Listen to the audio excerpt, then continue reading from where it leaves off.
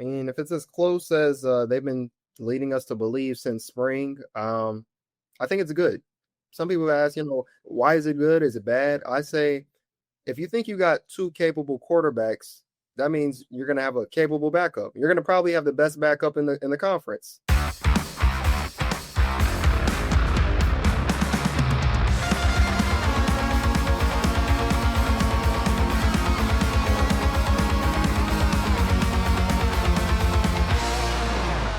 It's Mizzou, that's who here on KC Sports Network. Tucker Franklin hanging out with Maggie Johnson on a game week edition of Mizzou, that's who. Maggie, it is finally here. We have made it. It is game week. The Missouri Tigers play Central Arkansas Bears on Thursday prior to Labor Day weekend. How are things on the other side of the state? They're good over here, minus the whole baseball team. So I'm ready for football to be going because the Cardinals are not doing anything for me this summer. But yeah, we made it. It's crazy because it feels like I was just at the Music City Bowl.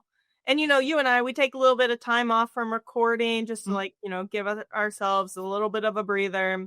Or I'm sorry, I take time off of recording. I know you're recording nonstop. Well, take a little time off. But Mizzou stuff. Yes, I do take. Yeah, Mizzou stuff. And I just feel a blink of an eye and, we're already there. I'm stoked. I'm very excited to see what happens. And we kind of figured out while we were in our interview with Jarod Hamilton coming up, who might be starting for the Tigers. Got a little bit of clarity for the quarterback situation. This happened after our interview, just a little bit of a transparency here. It happened after our interview with Jarod Hamilton, so you could probably timestamp exactly when we're recording this if you guys know any, see the timestamps. But this is from Pete Family. Says source: Missouri will split the Central Arkansas game on Thursday night between quarterbacks Bo Pribula and Sam Horn. Pribula will start and play the first half. Horn will play the second half. Look, this is something that we had already kind of known and I think assumed a lot of. We knew that they were both going to play this game. The fact they're splitting it into halves is interesting, and the fact that Bo Pribula is the first one to take snaps, I don't think it's nothing. But we could obviously read into a lot of the other things, but I don't think that they want to have a quarterback controversy going into the Kansas game. And Pete Thamel even followed it up with Missouri coach Eli Drinkwitz said last week he wanted to see both quarterbacks in a game day situations before picking a starter going forward. Missouri hosts Kansas in week 2. Pribula is a Penn State transfer, and Horn is a redshirt junior. You guys already know that. But thoughts on that approach, Maggie, and a half situation for those guys? Am I surprised? Not really. But what I would have rather seen if this was, I don't want to say truly a quarterback competition, because I do think it truly has been a quarterback competition. Yeah. But I would think that they would have done maybe quarters, because now you're looking at a scenario where Mizzou could be up 30 points or something by the time Sam Horn gets in the game. Ahmad Hardy's likely not playing at that point. Kevin Coleman's likely not playing at that point. And what are you learning about your second half quarterback? I mean, it's very similar to 2023 whenever Brady Cook started and then they just gave Sam Horn all those handoffs in the second half. It's hard for me at this point not to be like, well, Bo's the starter. Yeah, it is tough to see that he's actually, again, we get into it with Jarod, that someone has to technically be the starter of the first game. You cannot start two quarterbacks. It is impossible. Well, it's not necessarily impossible. You could put two quarterbacks out there, but there's got to be one quarterback position, right? It is hard to say that, this is kind of the situation that Sam Horn found himself in. Remember, what year was that? 2023. Where they were like, hey, Brady Cook's going to play the first half, Sam Horn will play the second half. Sam Horn threw a really nice ball in the second half of that game. But again, they didn't really have a whole lot of guys playing out there. So Sam Horn, I'm not necessarily saying he's getting the short end of the stick. I think this team already knows who their quarterback is. And I think they've maybe known for a bit. I agree. I think they've known for a bit. And I think, we talked about this on last week's show. I think it's a gamesmanship play from Eli Drinkwitz here going into the Kansas game. And I think that that's what it is. I know that people think it's stupid. I get it. I think it's stupid too. There's not film on both of these guys, right? It's not like you're getting there's already a bunch of film and it's super easy to prepare for one of them rather than the other one. There's not a ton of film on either of them. So I don't really know if it means anything. I do think that this probably means that Bo Prabila is the starter, which like you brought him in to be the starter, so like it makes sense that he's the starter. That's not shocking to me. I'm not shocked at all that Bo Prabila is likely going to be the starting quarterback for this team. I think it adds a little bit more diversity to the run game. I think it adds a little bit more. I'm curious to see him throw. That's what I'm curious about. I'm curious to see how he throws. It really opens the play action game, to be honest 100%, with you. Yeah. Just because of his mobility and the things that he can do. I watched a lot of his film. I did watch his Penn State film, but I watched a lot of his high school film, and he's just like super athletic. And, it's hard. I know that Brady Cook has been here and Sam Horn has been behind him, and it's hard to break through that. I think at any university, it's kind of like a timing thing. And I talk about that 100%. With Jarod about the Brady Cook and the timing that he came on to be the quarterback. I just don't know if it's in the stars for Sam Horn to be the quarterback at Mizzou. And I truly think if he was good enough to be the quarterback at the Mizzou, we wouldn't have went out and spent a lot of money to bring somebody else in. And there was legit concerns with his like arm, right? He didn't start throwing. He didn't throw it all last year, and then he started throwing in spring ball. He played for Mizzou baseball this last season as a reliever. Got drafted, so like it's not like I don't think you have to worry about Sam Horn in his future. I think he's going to be fine. Like I do think that I think a lot of people already thought coming into Mizzou that he was going to be a baseball player. I think that was a lot of people's assumption already. And you have to remember, too, a lot of people are like, you don't pay somebody this much money to not play. And, like, I've thought that they went and got him because they needed him to come in. We have to remember that Sam Horn's been, like, one of the highest paid players on Mizzou's roster for the last couple of years. So you can bring people in to not play. I just don't know why you would go and get one. Yeah. Like, go out of your way to go get one. And not just one. Like, I'd say Bo Prabila was one of the most important like backup quarterbacks in terms of Power 4. I mean, he played way more than any of these new Ty Simpson or Austin Simmons. Like he played way more than Arch Manning. He played more than Arch Manning played. So I think like we went out and got one, and there's a reason that we went out and got one. For sure. And we talk about this with Jarod, obviously. We keep alluding to that interview. You guys will hear it, I promise. You guys will finally hear it. But this tweet hitting for Pete Thamel just before we started recording the intro. So we obviously had to include it in there. We do have a little bit of a conversation about the quarterback. I really don't think any of it's like impacted by this just because, again, I think we all kind of assumed and we all kind of thought that this is how they were going to handle it. And traditionally, this is how Eli Drinkwitz handled quarterback competitions. We mentioned the Brady Cook one already. And I do think it's not that big of a surprise that this is how they were going to do it. If I had to guess, if you would have asked me a week ago, probably how they were going to do it, I would probably told you this exact situation because it's how it's been handled, how Eli's been handling it in the past. We'll see if they make a decision even after the game. I doubt it. I doubt we get a decision until warm-ups in Kansas, right? Yeah. Against Kansas. I was like 1:45 p.m. We're gonna find out who the true starter is. You know what they're gonna do? They're gonna have like, if they do end up starting like Prabila, right? They're gonna have like Sam Horn go through all the warm-ups with the ones, and then they'll be like, "Oh yeah, Prabila's out there." He's gonna do something like that, and I honestly love it. I love it. Yeah, I love it too. Let's go. I mean, look, he's a guy that you want on your team. If he's on the other team, I probably would not like Eli Drinkwitz very much. No, and most people don't. So that's it's a great point. And I'm just like used to it by now. If somebody says something about him, I'm just like, I don't care. They would like him if he was their coach. So 100%. All right, we do got our interview with Jarod Hamilton, Mizzou coming up. We also have a little bit of a new segment here from KCSN sports betting analyst Ben Heisler. He's going to be giving you some Mizzou futures, and really coming up into the season, he's going to be giving us some lines as well. That if you guys like to dabble in the DraftKings Sportsbook, we'll be giving you some information you can kind of take into that as Missouri is getting very close to opening up the sports books, and with DraftKings Sportsbook being one of those, one of our proud partners. We do appreciate DraftKings Sportsbook as well. But week 0, Maggie, I want to get your thoughts on week 0. Some games we saw, some area schools, Kansas State, both playing on week 0. Kansas State gets, oh man, that game. Okay, So that game to me, in terms of like the weather and things like that, reminded me of 2022 K-State, where, you know, it was sloppy. You couldn't take care of the ball. The only difference is that they had a Deuce Vaughn, and like, True. And he's a game changer for them. He would have done anything on the ground and had a great game. It was ugly though. Like, it was the first quarter of that game. I was like, is this what we've been waiting all these months for? Yeah, it was like the field looked bad. The weather obviously looked bad. I noticed that they had made them come out and paint new lines. Mm-hmm. But at the same time, you're just so happy to be watching football again. And it did end up being a better game. I think it was 24-21 or 24-20. Yeah, I mean, they took a knee at the goal line. They could have scored. Yeah, exactly. Which, I mean, I think that's the thing to do. I'm glad I'm not in K-State's shoes, because I feel like you're at that point after a loss like that, because that's a conference game. That's not out at conference. Yeah. So that game mattered.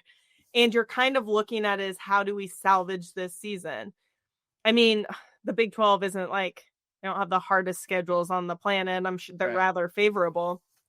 But you have a Kansas that looked decent against, I mean, they looked pretty good against Fresno State, but... Yeah, but Fresno State's offensive line is not good. Not good. So not bad. Good. And, I mean, I had a lot of questions in that game about Kansas's offensive line. Like, Rightfully so. Yeah, there was a lot of things that you're kind of like, okay, there's not perfect, but K-State and Kansas still have to play. Mm-hmm. And so I don't know how I would be feeling at this point if I was K-State.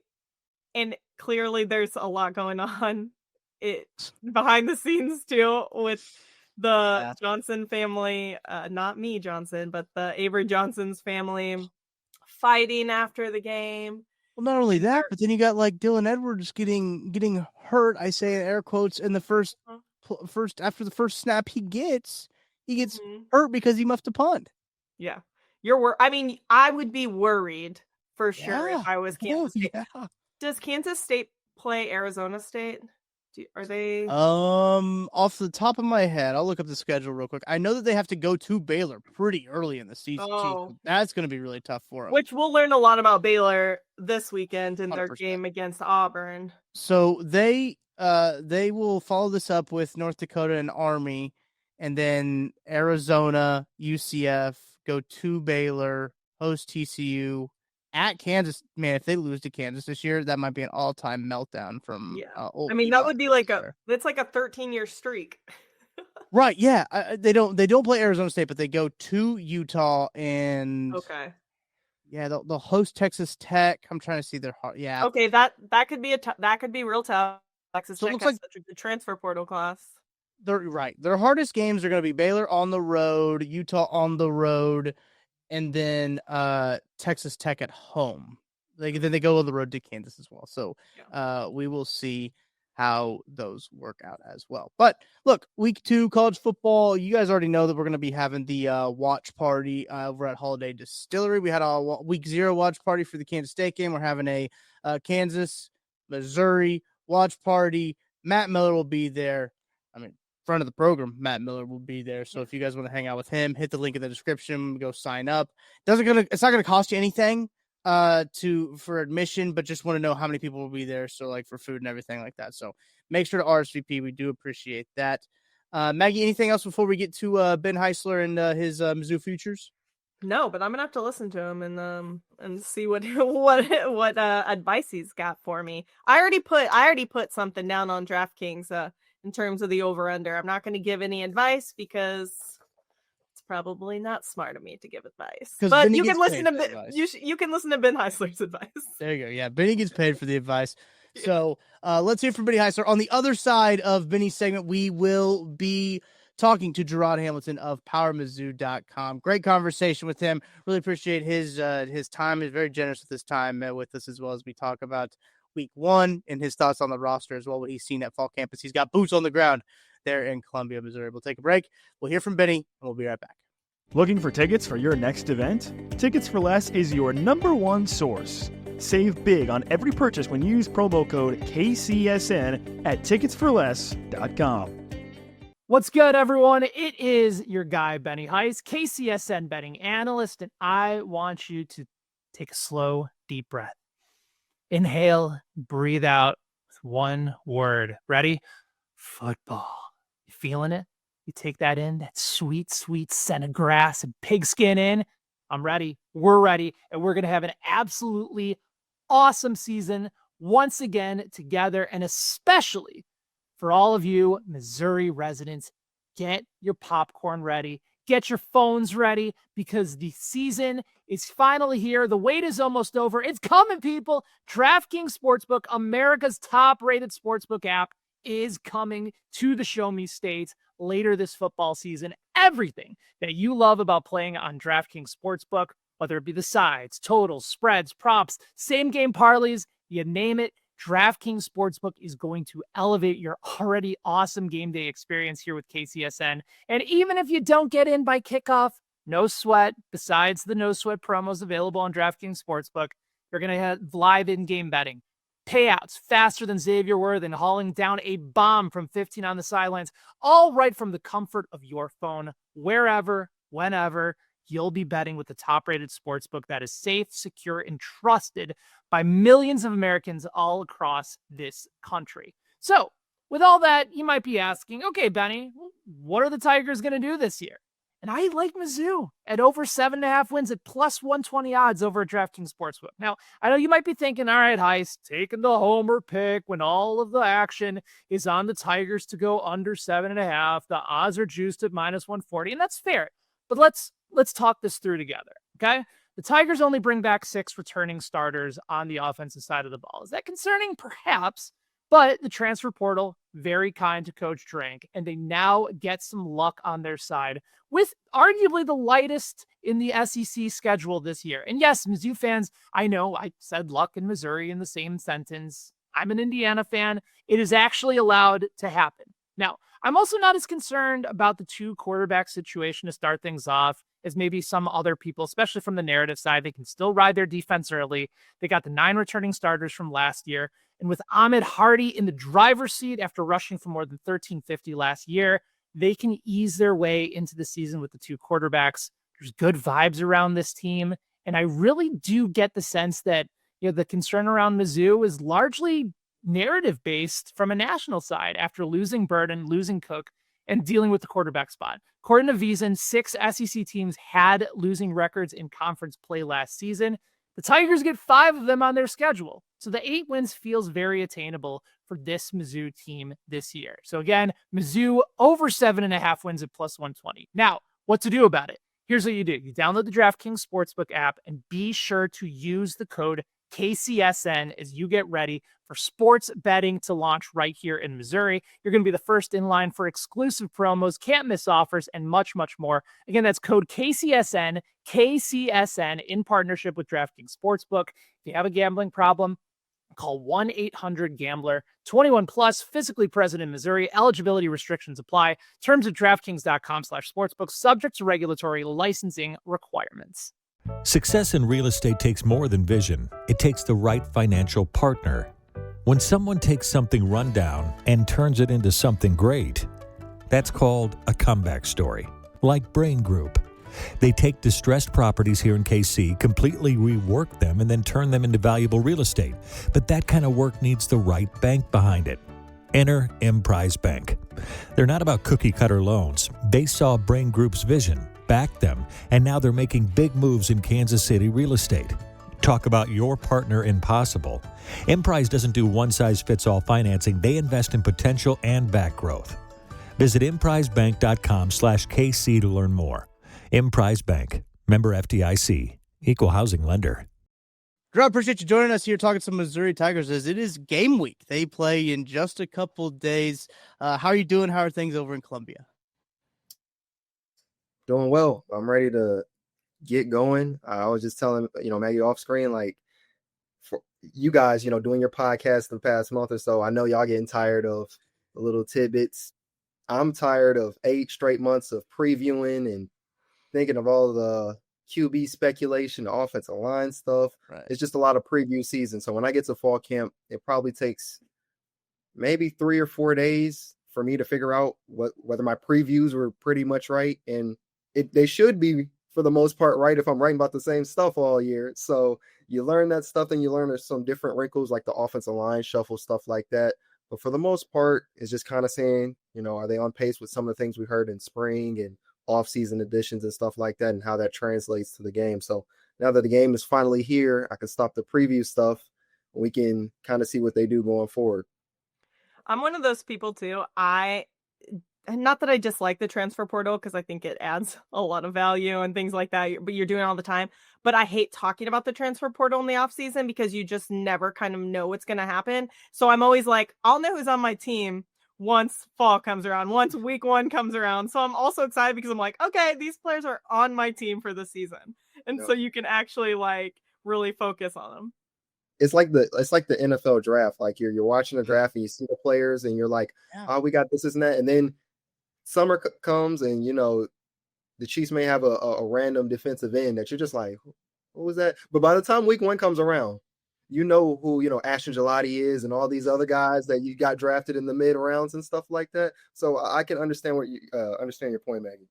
That's a great comp. The NFL draft is the same. I know a lot of people about the NFL draft. They're like, I don't want to know anything about the NFL draft until we select these guys, and then I'll learn about those guys. I don't want to waste any time. So it makes sense. I get it. But I know that the Tigers hit the transfer portal hard. That's kind of how they kind of retooled and rebuilt this roster heading into this year.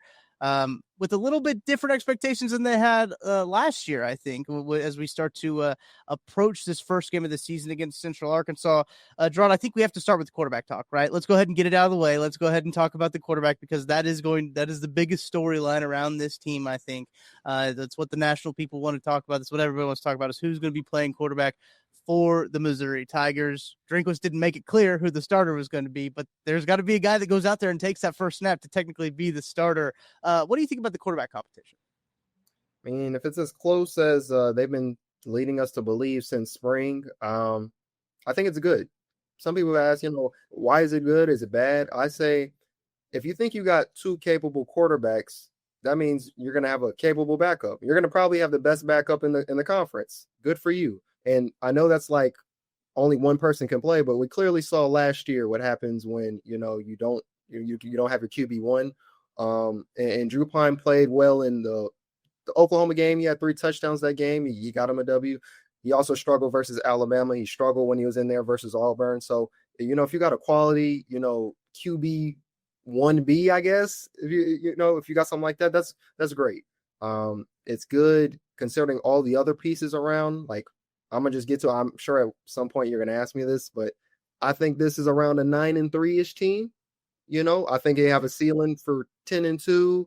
I can see a floor of 6-6 now, but 9-3 is where I'm kind of feeling right now. And so you got a good quarterback, even if it's just Brady Cook-esque as far as just not going to cause you mistakes.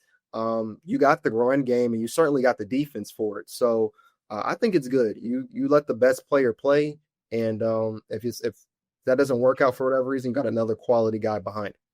Well, I kind of said this. I went on a podcast on Sunday, and I talked about this a little bit about how I don't think Brady Cook was ever meant to truly be the starter at the University of Missouri. I just think that with some of the misses in the transfer portal and things like that, it just kind of happened, which is great because, he's one of the winningest quarterbacks at Mizzou. So props to him for that.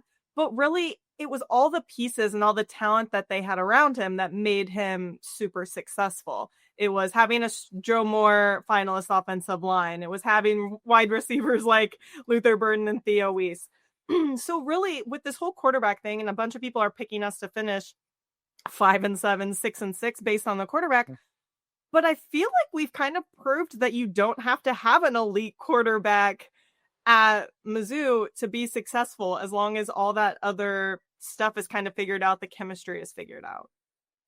Yeah, I do think Brady Cook was pretty good in his time. I think he got a bad rap in 22. Playing with that torn labrum. I think he should get a lot more credit for it. Actually, I can't remember the exact percentage, but he played basically 6 quarters healthy, and then he played the rest of the season with his messed up arm, still threw 14 touchdowns and only 7 interceptions. So to have a 2-to-1 ratio and your arm is falling off every week and you got to rehab and stuff like that, extremely tough, as we know, extremely tough guy. And then you saw what he could do in 2023. Now, you're right, Maggie, the weapons he had around him definitely helped him. And, when you got Luther and Theo and Cody Schrader and stuff like that, any of the weaknesses you do have can be cleaned up a little bit, of course. And I think for these quarterbacks this year, it's more of the same. Like, you've got some talent around you at a lot of different places. To be honest, the vibe I've been getting about the quarterback situation from Drink is, and I feel like he's maybe not verbatim, but he's kind of alluded to this. The bigger question was left tackle than quarterback, because they feel like they're good at quarterback. They'll get somebody there. Left tackle, as we know, that's the one where it's kind of just like, he's been kind of honest, like, that's where we got our eyes on. That's more important. And you've seen they've, switched some stuff up on the line. So we're going to kind of see what the trenches are looking like on the offensive side of the ball. But I think whoever's the quarterback has a lot of weapons at their disposal. So they should be fine. I want to talk about some of those weapons too, because Ahmad Hardy has been one of those guys who's getting a lot of buzz this summer and even into fall camp. A guy that was very good at ULM, who had an impressive season. A guy who comes into Missouri with a lot of eligibility left and a lot of potential for Ahmad Hardy. How have you been able to see that running back room? Because it's not just Ahmad Hardy. I mean, they added some quality freshmen. They've got some quality depth in that running back room. How do you see that running game kind of progressing? As you mentioned, the offensive line does have some questions on it, but how have you seen those weapons in the backfield progressing? Ahmad Hardy, he's the truth. He's the real deal, and I kind of figured that out. So their first scrimmage they had of fall camp, we didn't get to see that. By the time we got to see the second one, Drink was saying, there are certain guys we were holding out, and he was one of them. Now, again, this is a sophomore. Right. This is a sophomore. He's saying we don't need to see enough. He said something along the lines of, we don't need to tackle this guy alive again. And pretty much every question or every press conference, somebody's asking a defender, how hard is it to tackle Ahmad Hardy? And it's all like, it's not easy. It's not a fun task. So he had, I want to say 1,350 yards, 14 touchdowns. Most impressive stat is 1,000 yards, over 1,000 yards after contact.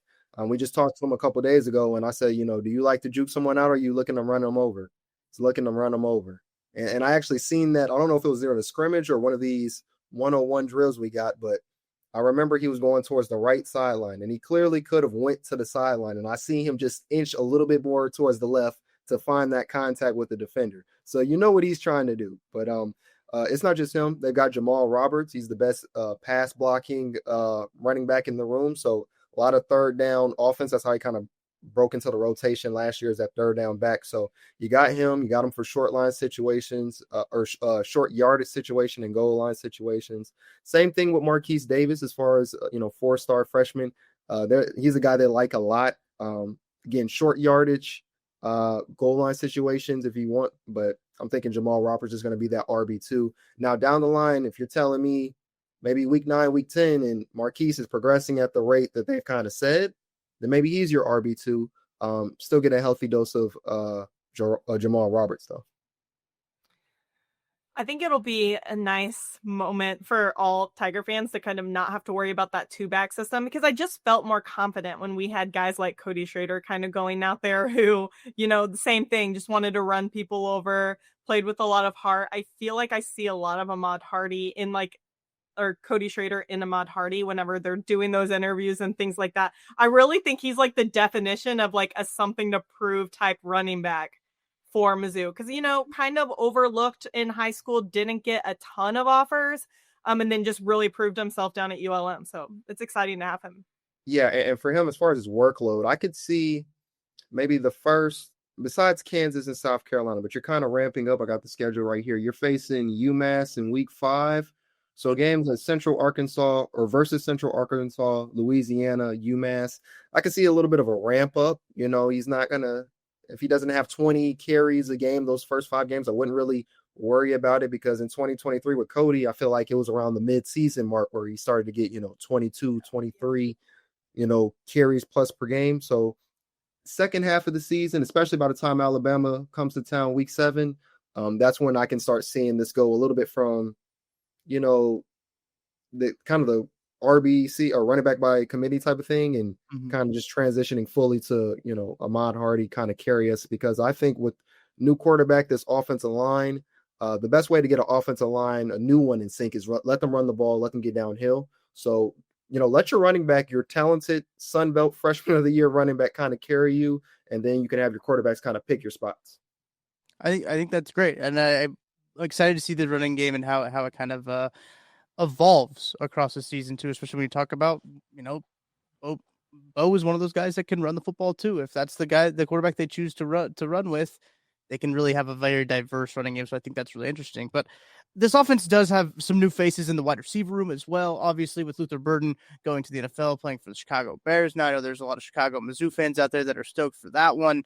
Had a few in the YouTube comments last week being super excited about that. So I guess, what are you looking for in this wide receiver room? Week one, I know that, the competition is not the stiffest, right? They're not traveling over to Ireland. They're not playing a conference game week one. They're not doing any of that. They're playing Central Arkansas. So with this new-ish look, I'll say, wide receiver room, what are you looking for in week one? Just consistency, just running your routes the right way, catching the ball. I mean, trying to get those yards after contact. I mean, this is the game you want to get some of your yardage up. This got to be the game. I think it was maybe 2-3-ish weeks ago. Drink wasn't necessarily so happy with the wide receivers.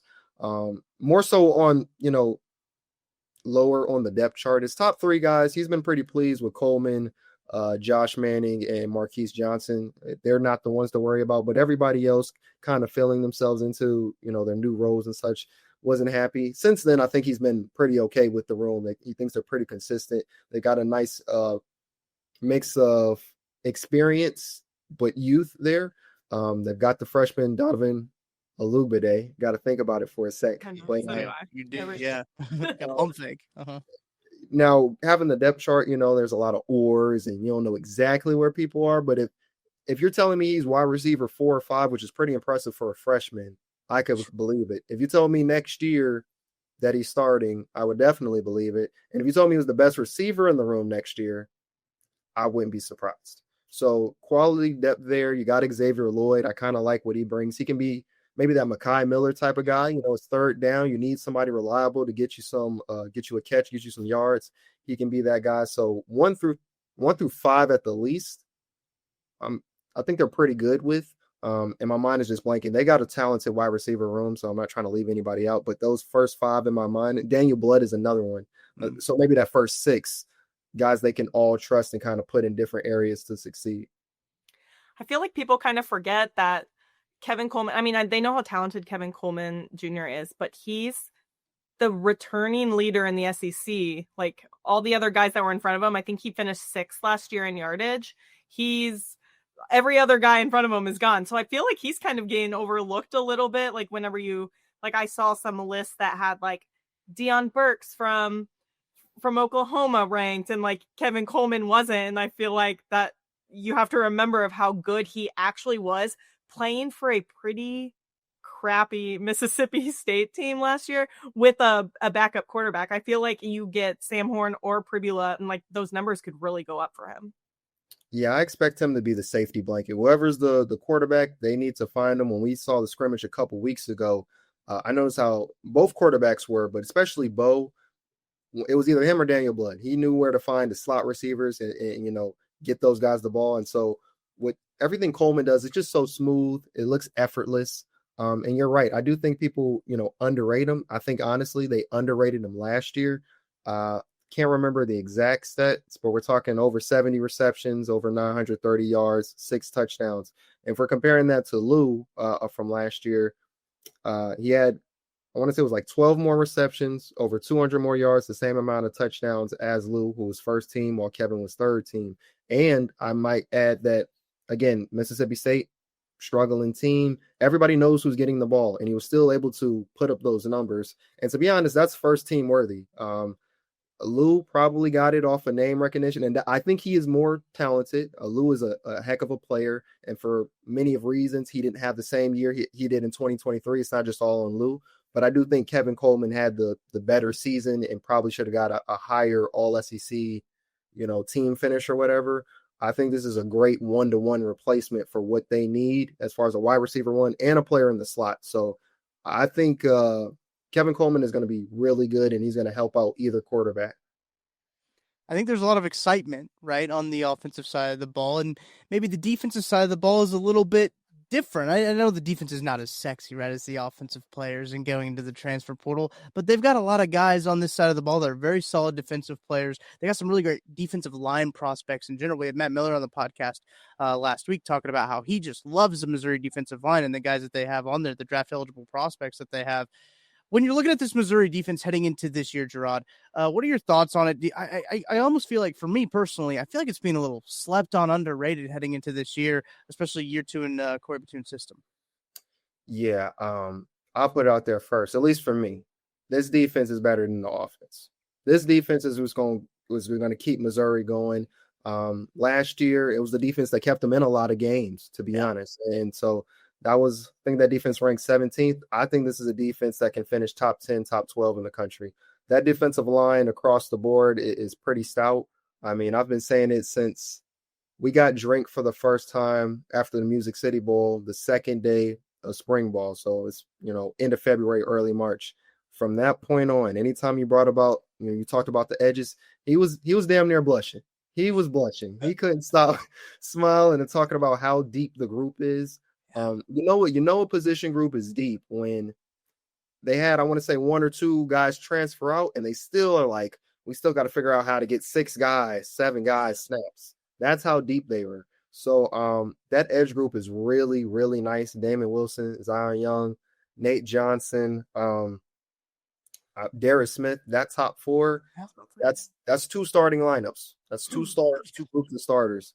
Defensive tackle. That was something they had a little bit of a question about as far as like who's going to be DT2 next to Chris McClellan. I think they found their guy, Marquise Gracial, which is somebody they were kind of pleading with early in spring ball. Like, we need you to step up, man. You've been here a few years, and he's clearly done that.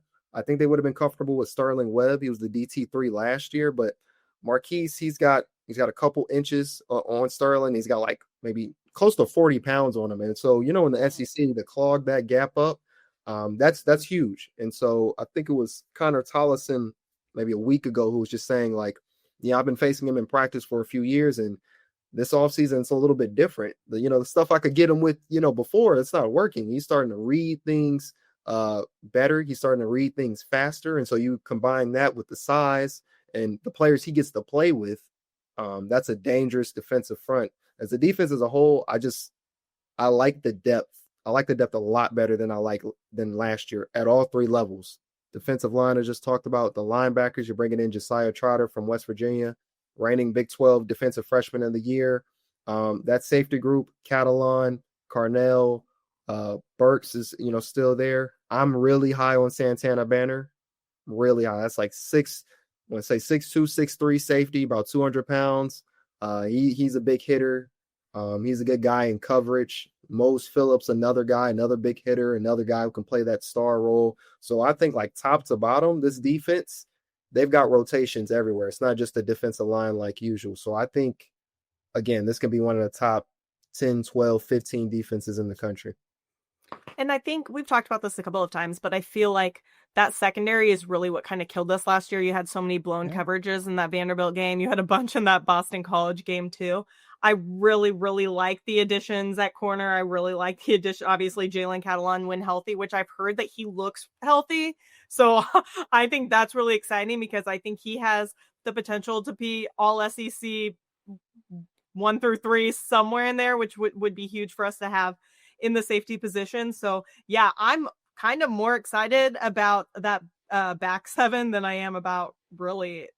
I mean, I'm excited about the defensive the line. Don't get me wrong, but that back 7 really excites me. It should, and you're right. Those busted coverages last year, it's kind of the Achilles heel for this team when it came to losing some of those games. Like, no one played good versus Texas A&M. No one really played good versus Alabama. Right. South Carolina game, and it was really Lenore Sellers. He literally had a career day. And sometimes it's one of those things. It's kind of like Jaden Daniels in 2023. They're like, what can you do sometimes? But, things like that where if it was just a little bit more tightened up. You're thinking what could have been and stuff like that. But yeah, that secondary, I would say of the three though, it's still third, but it's third in a good way of the three levels. Like it's not like you got these two groups in the secondary. The secondary is still pretty strong. It's much stronger than last year, but that front seven, if you can get after the quarterback, because the cornerback group is still, they like their three corners, but it's still kind of your question mark on defense. If you can get to that quarterback, corners got to cover just a second or two less, you're really cooking, I think that's a great way to look at it. And look, Mizzou got out in front and offered Corey Batuna an extension. They do extend his contract there as after 1 year at the helm as defensive coordinator. I guess thoughts on that move from Mizzou on getting out ahead of it and getting him extended and under contract for the foreseeable future.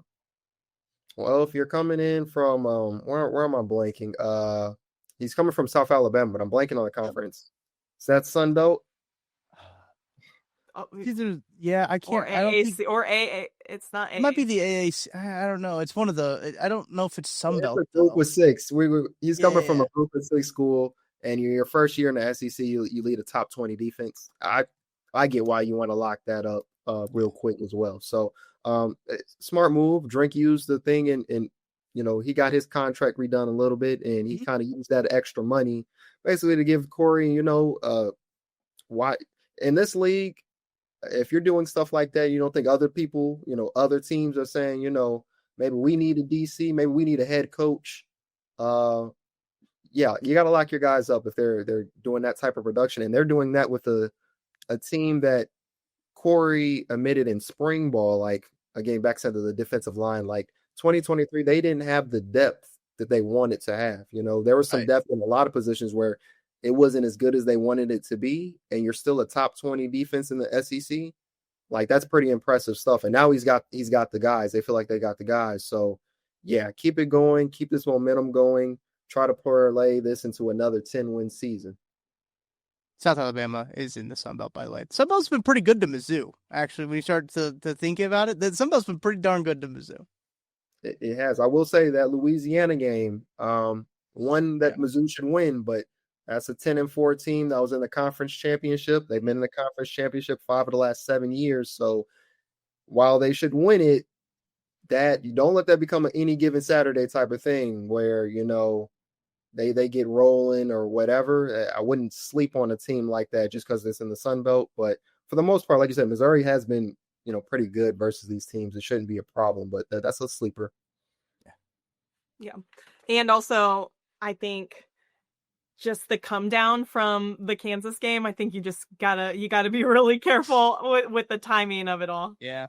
It's not even, it's really a good, to your point, it's the come down from the Kansas game. And then it's also don't look past them and look at South Carolina, Right. Yeah. You've got to focus on where you're at and really be locked into every single game. And like Drink says, you do got to go 1-0 because sweet with Central Arkansas, and then you got your biggest home game of the season. You got a nice G6 team coming in, and then you got South Carolina. So you definitely got to lock in.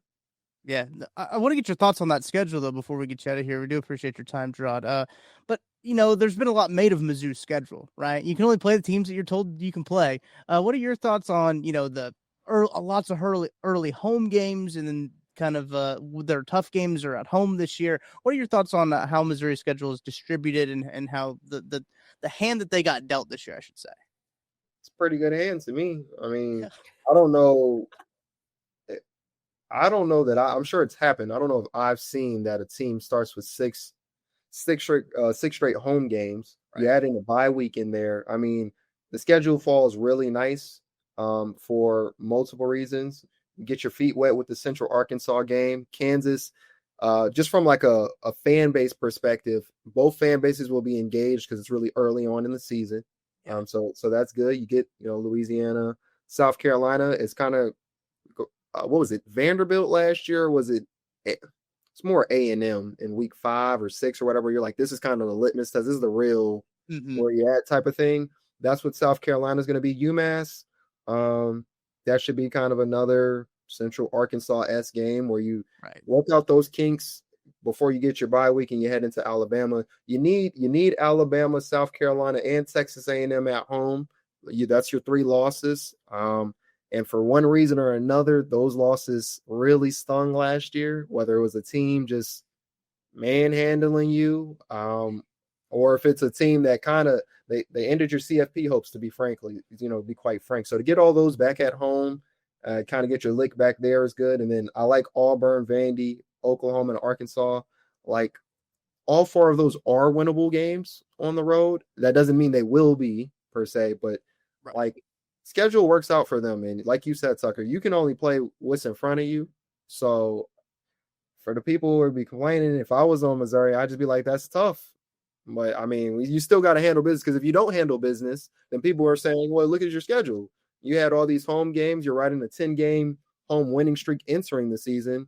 This should benefit you if anything. So you still got to handle business. You still got to play the games.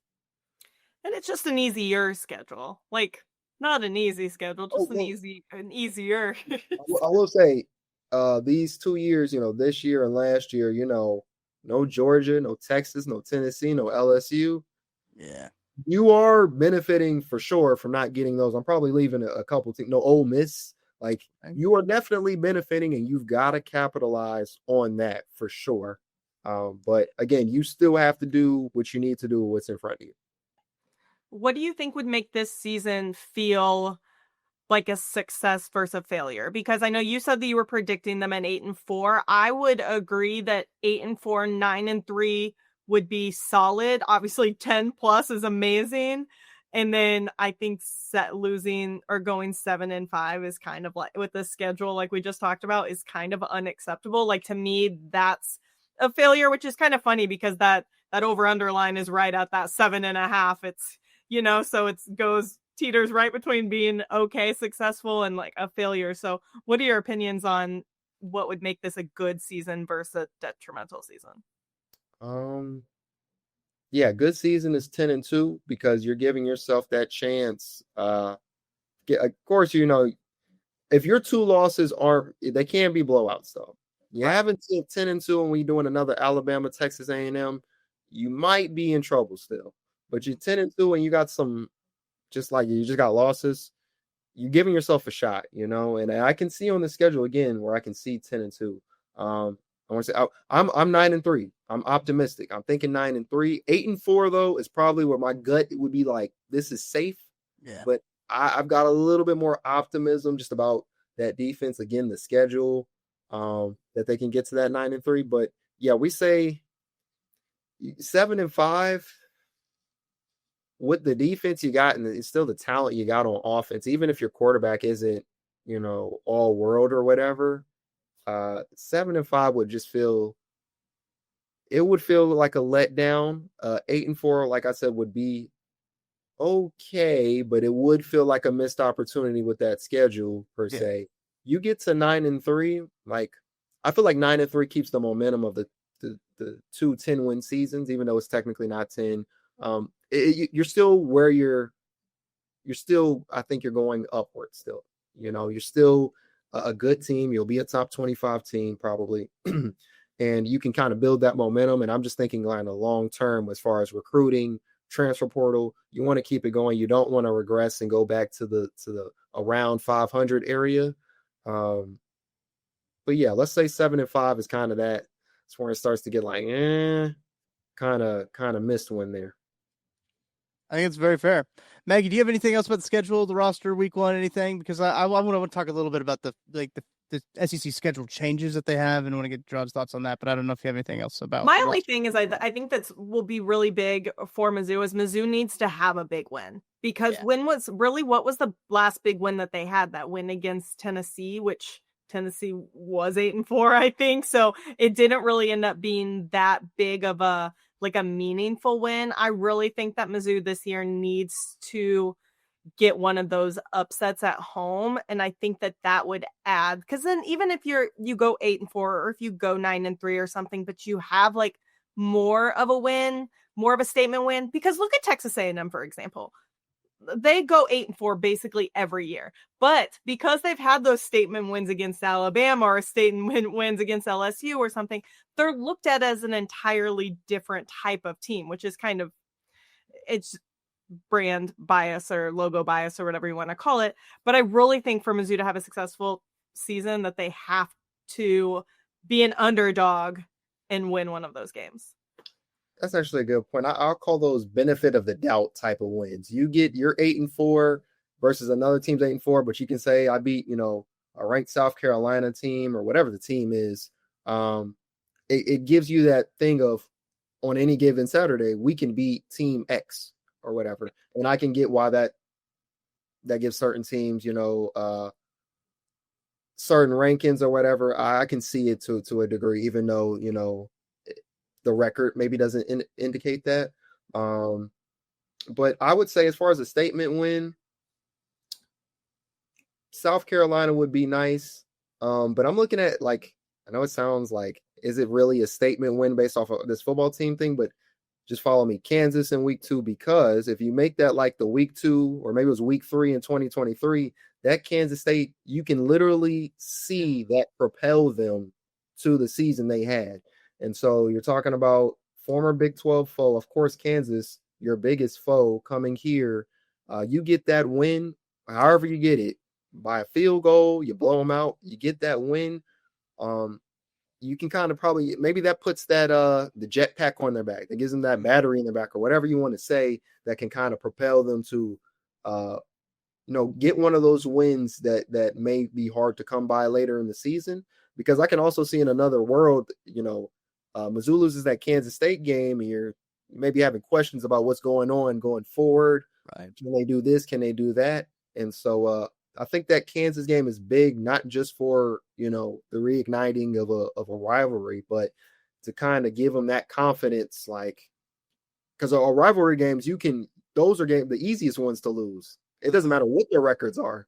You guys know each other so well. I know there's been a lot of time, but all that emotion can get you just that one win you need. So they can get that Kansas game going, and, they can kind of take this somewhere else possibly. Yeah, I'm excited for that game. Obviously, I think that's the game that everyone's got scheduled. Oh, every Mizzou fan's got circled on the schedule. So I'm excited to see how that one goes up. Obviously, we'll be out there at Holiday Distillery. We got a watch party with Matt Miller going on. If you guys can't make it out to Columbia, obviously, you guys already know that we'll be out there hanging out. Link in the description. But Jarod, before we let you go, appreciate your time as always. But SEC increased its conference football schedule from 8 to 9 games beginning in the 2026 season. Part of the stipulation is you have your 3 set teams that you're going to be playing every year, and then you're going to have a rotation of teams. And the biggest conversation all across SEC Twitter has been who are going to be the 3 set teams for every school in the SEC. So I want to get your thoughts. Who do you think Mizzou's 3 set teams will be, and who do you want Mizzou's 3 set teams to be? I should ask. Who I'm guessing it would be Oklahoma, Arkansas, Vanderbilt. Oklahoma and Arkansas, fine. I like Oklahoma for sure. That was an amazing game last year. So that fourth quarter, I mean, I feel like that makes that one of the best games I've covered in my tenure here. The Arkansas game, I honestly, it still feels a little manufactured, but it's growing, it's getting there. And the SEC, they got to keep it in there. That's cool. I don't love Vandy, but something about these teams tells me, holistically, historically, each of them thinks they can beat the other one. And so I can see them saying, yeah, Missouri. Yeah, Vanderbilt. Yeah. I don't want Vanderbilt if it was me. I like the games versus South Carolina. They're always entertaining. You got the little, Mayor's Cup thing going. And it's weird. It feels like it's a rivalry just when the game happens, the week of the game, that's when it is. But besides that, it's cool. But I like that. And I think for me, when I think about SEC teams, again, kind of generally, Missouri and South Carolina feel around the same tier of team where on any given year they can rise up and be, one of those top 5 or 6 teams. And then some years maybe they're in the middle of the pack, or some years where you can see them maybe falling down the ladder a little bit. So it's interesting when they play, because when they play, it seems like someone kind of gets a little boost from that. They get it. That win takes them somewhere. Like we saw South Carolina. I mean, they didn't get to the CFP, but it kind of did give them it gave them kind of a little bit of a shot, gave them a quality win. So I would say South Carolina would be my third. That's definitely my third. Easily. Like, I mean, you look at the past games that we've played them and the weird stuff that's happened. I know that the game, like you said, like week of, like that game matters. That they had to keep fans off the field last year from rushing after they beat us because it had been 5 years in a row that they lost to us. So that game matters a lot to South Carolina fans too. And also, I like what you said about that they just feel similar. Like, I feel Drink and Beamer feel like similar coaches, like in terms of how the country sees them. I feel like they recruit similarly. They are kind of far apart distance wise, which is the only reason I agree with you that I could possibly see them putting us with Vandy, because they are saying that geography is going to play a role. Yeah. But I just feel like that has been, yes, also kind of a manufactured rivalry, but anybody that we play in this conference is going to basically be manufactured except for Oklahoma. I mean, and maybe Texas, but even Texas, we didn't even play them that much. Right. In the Big 12, like there weren't that many matchups. So I think most people, like with the Arkansas, like it's going to feel kind of manufactured, but I lived in Southwest Missouri for a while, and I know the amount of Arkansas fans that live there and the amount of Mizzou fans. So there is like Southwest Missouri is very much like a rivalry type of thing. But yeah, I think the best three teams would be that Arkansas, Oklahoma, and hopefully South Carolina. Now, Kentucky's even the only other one that I would kind of like because of those games as well. Okay, you kind of answered my question I was about to ask you. It was just kind of like my alternate would be Kentucky. What's your alternate? If you can get one in there, but you answered it right there. Yeah, those Kentucky games are always interesting, and for of course, I mean, their rule changes happen because of that game. Right. Well, and it's also like Lexington's like 4.5 to 5 hours away. So, I mean, from where I live, in St. Louis. So it's a little bit closer to me. That's kind of how I think of the geography when traveling, is how far it is from St. Louis. But so I like that too, because it's not that far. The thing I do like about Vandy is it's also like 4.5 hours away, and it's in Nashville. So it's just always a more fun of a trip to play. But if I'm going to pick a team that I like the games more and that I think is going to draw more eyeballs, it's South Carolina. If I will say this about Vanderbilt and Nashville, I also love Nashville. Great. People talk a lot about Vandy. I will say this. The food they got in the media room, that's at the top of the conference. So I mean, I'm not hating on Vandy. If they want to play at Vandy, I'm up for that. That's awesome. The only other team, I think when I first saw the tweet and I had quote tweeted the three schools that I thought that Mizzou should play, Tennessee was one of them that came into my head, just because they started to kind of establish that Tennessee Mizzou rivalry and then took it away when they went to the new SEC schedule. So I'd like to see Tennessee. Now, I don't think Tennessee wants Missouri to be one of their three teams. I don't think Oklahoma really even wants Missouri to be one of their three teams when you look at the other people around. But man, I'm excited to see how it all works out. And obviously the rotating other SEC games, I think that'll be good as well. Overall, I think it'll be a positive change for the conference, truthfully. I know that they were begrudgingly admitted that all right, fine, we'll go to 9 SEC games, but I think in the long run it'll which props to Drink for as much crap as Drink gets for talking about the change of playoff, about how he's wants to extend it, and people are like, you only want to extend it because it's the only way Mizzou will get in. Props to him, because he has been on board for a 9-game conference schedule since they started talking about it. So, it's never been about, let's extend the playoffs for Mizzou. It's always been about the fans. He wants the best games, the most amount of good games that he can possibly get. So, yeah, any of that talk about how it's just to make things easier with the conference or the playoff expansion and all that, it's just kind of silly to me. To Drink's credit, his adaptability to college athletics and how it's always changing. He doesn't sit around and pout and say, oh, man, we got to do this and this. He just says, well, okay, well, I mean, I want to play the game. And if these are the rules, well, I need to attack this and quickly find out the best way to play the game instead of crying about how things used to be or whatever. He's really good at being current and saying, okay, let's figure out the new game plan for this, and we'll just roll with the punches.